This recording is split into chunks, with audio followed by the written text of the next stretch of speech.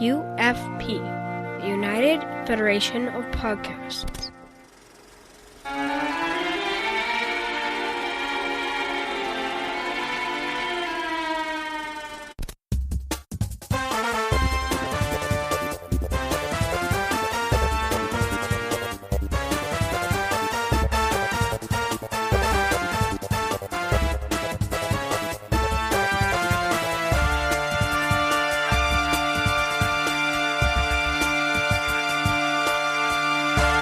Welcome to Franchise Fatigue, the little podcast on the United Federation of Podcasts Network, where your hosts go through movies, remakes, and sequels, one at a time for you.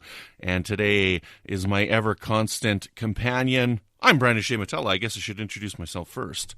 But joining me, as he always does, is my good friend, Zach Moore. Hello? Hello, Moore. Hey, Moore. How's it going? Moore, you there, Moore? Oh, this is heavy. Heavy. What does the density of this object have to do with anything? Of course, the fallout from the nuclear wars. Yes. Oh, man, I've been looking forward to this one because I haven't seen these movies in quite a long time, and I'm thrilled to be discussing the Back to the Future trilogy with you. Yeah, Back to the Future, the first one in particular, is one of my favorite movies of all time. We mentioned our letterbox rankings sometimes on this podcast. You pick your favorite films, you know, your top four, which is a very random, arbitrary number. I've never heard of top four before. Usually it's your top five or your top three.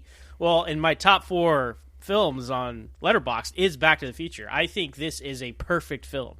So it's a very good movie, and it's one that I haven't seen in a long time, and I always forget just how good it is. And every time I go back to it, I'm like, damn, that's a good movie. So I'm really glad we decided to do this. And we are, of course, doing this because coming out in just a few short weeks is Back to the Future 4. No, I'm just kidding. That's great. And that's something we'll talk about, as we talk about these movies, right? Robert Zemeckis and Bob Gale, the creators, the writer-director team behind these movies, they have it in their contracts that they cannot make sequels or remakes or reboots of this franchise without their approval, and they have no intention to allow that to happen. So this is like the franchise fatigue franchise. But that's why I've gone on record many times saying this is what I think is my favorite and arguably the best trilogy of all time, the Back to the Future trilogy, because the franchise hasn't been diluted with all these spinoffs and remakes.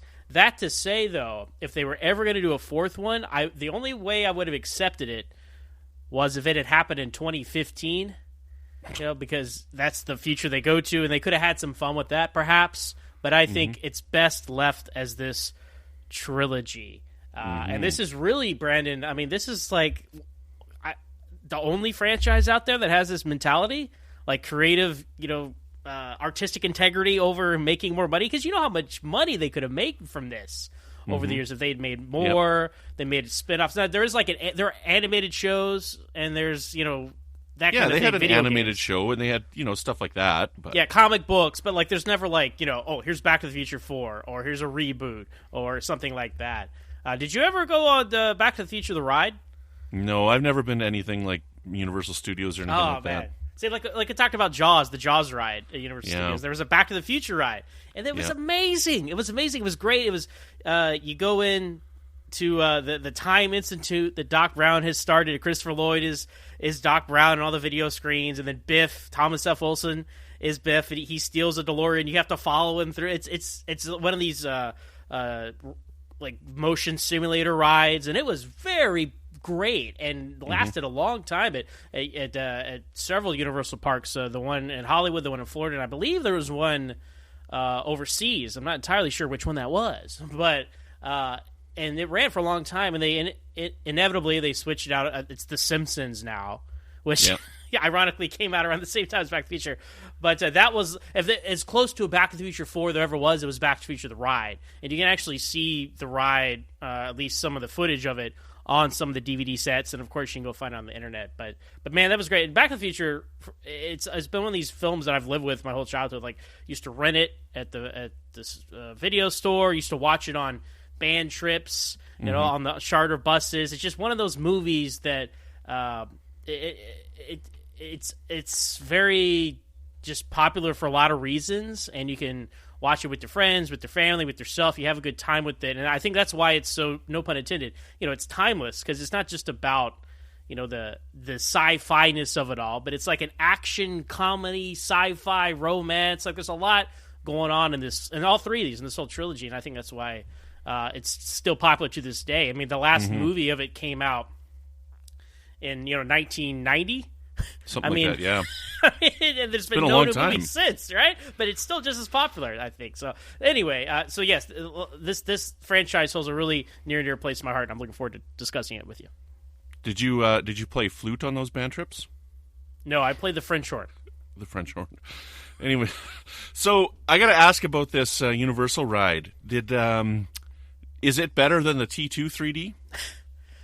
Yeah, I would say they're applicable. It's another franchise that has these awesome rides. Universal Studios, shame on you for closing all of these rides. Like, there's no reason to ever go back because all these rides don't exist. But no, it was similar to that. Now T2 3D, you're kind of like in a line, and then you're in a big auditorium, and then but Back to the Future, the ride, you're in a line, and then you go inside like a theme park version of a DeLorean, which is kind of a convertible, because I think they put 6 or 8 people in it, and you're in front of the giant like IMAX screen. You're moving around, so you're moving more than you do in T2 3D. But no, that is a good comparison.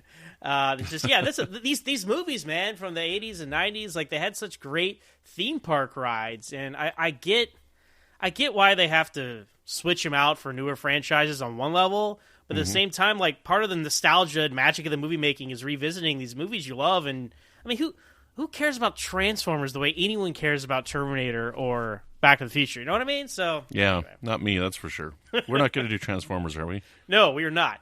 Okay, good. You heard it here first. We're awesome. drawing a hard line on that, Brent. So. Well, we're going to have fun. We're going to talk about Back to the Future, all 3 of them. We're doing this one alone, but we've got a guest lineup for the next 2. I'm very excited for that, but we'll keep that in our pockets until next time. Zach, have you got some history and trivia and behind-the-scenes information for this movie? I do. I have some history on Back to the Future. Very good. So, Bob Gale, one of the writers, him and Robert Zemeckis were the team on this trilogy. Bob Gale credits the inspiration of this story to discovering his father's high school yearbook and wondering if he would have been friends with his parents when he was a teenager.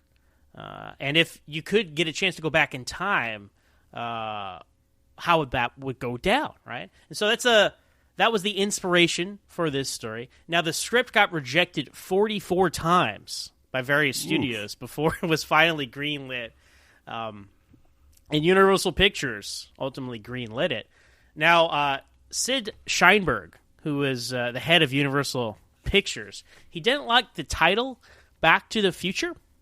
So he insisted that no one would see a movie with future in the title. So he wrote Robert Zemeckis, the director, a memo, and he said that the title should be changed to Spaceman from Pluto, because at the time the script would have had the in-joke of Marty when he dresses up as Darth Vader. He was going to be a spaceman from Pluto.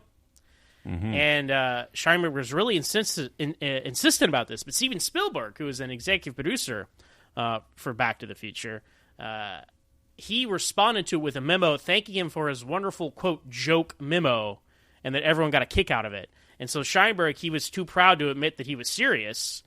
He let the film alone and let it maintain the title Back to the Future. It's insane. And then he was fired.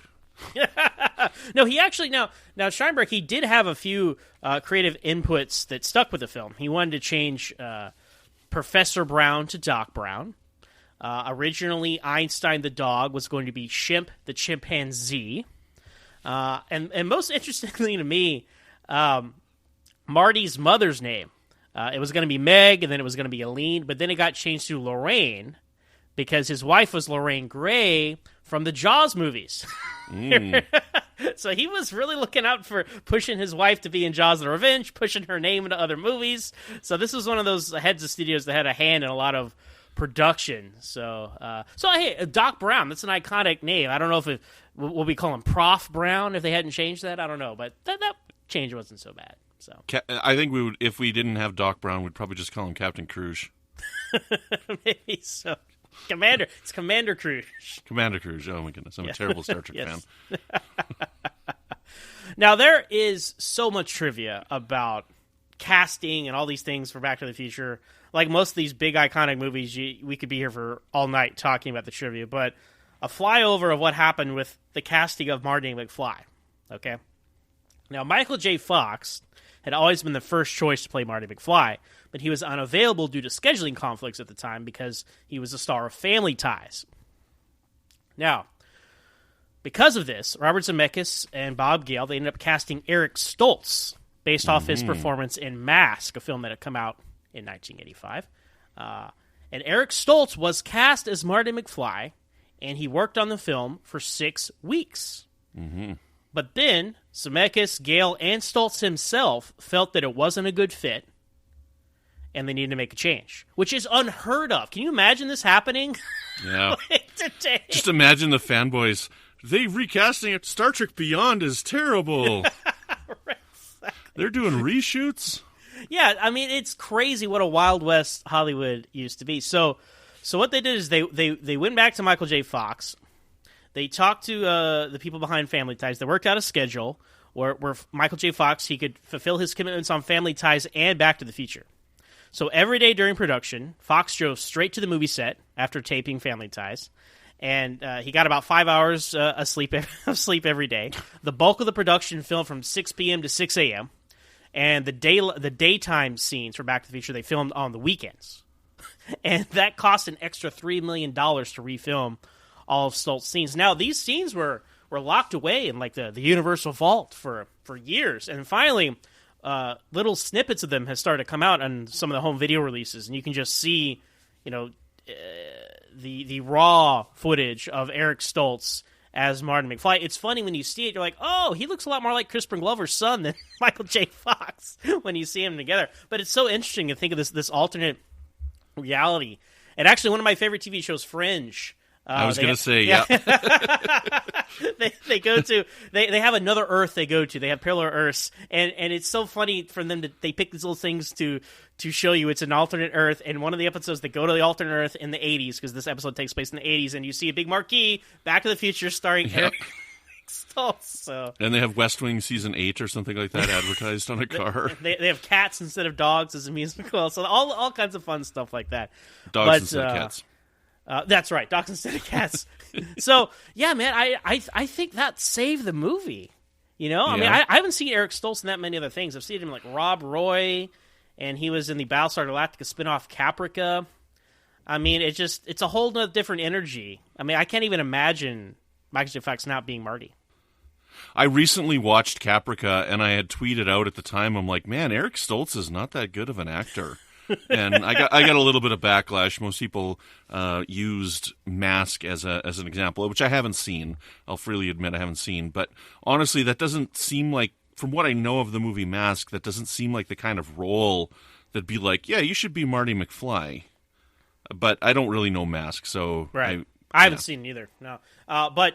again, Michael J. Fox was their first pick, and they ended up coming back around to him, so it all worked out. Now, Eric Stoltz I have seen the X-Files episode Postmodern Prometheus, though. That is weird to max. That's very good. Eric Stoltz, though, he was kind of a Daniel Day-Lewis on set. He refused to answer to any other name but Marty. He was very much a method actor. And apparently, when Christopher Lloyd was told that Eric Stoltz was going to be replaced, Christopher Lloyd said, "Who's Eric?" And after further explanation, he says, "Oh, I really thought his name was Marty." So bizarre. And him and Thomas Wilson, who played Biff, didn't get along at all. Eric Stoltz took all the fighting really seriously, and in the scene in the cafeteria where they start shoving each other, Eric Stoltz really shoved him really hard and bruised his chest. And Thomas F. Wilson, he was going to get him back later when he takes Marty out of the car at the end of the movie, but by that point they recast and he didn't get a chance to. But apparently, by all accounts, Eric Stoltz, it wasn't a good fit with the crew or in front of the camera as Marty. So, but there are a few frames of the movie where he can still be seen in the scene of the diner right before the big skateboard chase in the 50s when Marty punches Biff. The shot where you see Marty punch Biff. If you freeze frame it, you can see a few frames of the side of Eric Stoltz's face and his arm. So for whatever reason, they used that original footage. And a lot of people say you can see him in in the car chase at the beginning, with the terrorists and the DeLorean.